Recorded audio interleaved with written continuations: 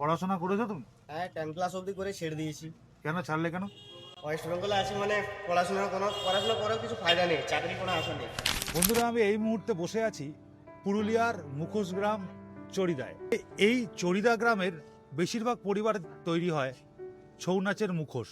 আমি এই মুহূর্তে বসে আছি একজন শিল্পীর সামনে, যিনি তার নিজের হাতের দক্ষতায় এবং নিপুণ কারিগরিতে গড়ে তুলছে একটা নতুন মুখোশ। তো সেই মুখোশটা কার এবং কিভাবে তারা এই মুখোশ তৈরি করে, এই ভিডিওতে এই পুরো ইনফরমেশনটা তোমাদের দেবো। আমার নাম গৌরব সূত্রধর। এখানে আমাদের গ্রামে মোটামুটি 300 পরিবার আছে, সবাই এই কাজে যুক্ত। মুখোশ আমাদের প্রথম মাটির একটা বেস্টটা বানানো হয়, মাটির মন্ড বানানো হয়, যেটা সোনা যে কোনো মুখোশের ক্যারেক্টার সেটা আকৃতির বানার বাদে ওটার মধ্যে উনুনের ছাই ঝাড়া হয়।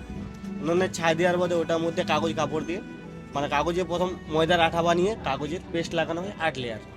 শুকে যাওয়ার বাদে ওটার মধ্যে বালু মাটির একটা লেয়ার লাগানো হয়। লেয়ার লাগিয়ে চোখের আকৃতি দিয়ে বানা বাদে ওটার মধ্যে যেটা মাটির যে ঘোলা আর কাপড় লাগিয়ে ওটার মধ্যে লাগিয়ে পুরোটা পালিশ করা হয়। যখন পালিশ হয়ে যায়, যখন শুকে যায়, শুকার বাদে ওটা তুলে সাইডগুলোকে মুড়ে তার মধ্যে কালার করা হয়।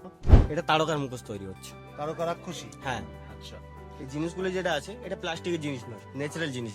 এটা জিনিসটা হচ্ছে যা নারকেল গাছের যে ছাল, সেই ছাল দিয়ে বানানো। এটা দাম আছে 2500 টাকা। 2500 টাকা? এটা কি অর্ডার আছে? না, অর্ডার নয়, বিক্রির জন্য, বা অর্ডারও থাকে। আমাদের যে কোনো জায়গায় কুরিয়ার সার্ভিস, যদি কারো দরকার হয় আমার সাথে যোগাযোগ করতে পারেন।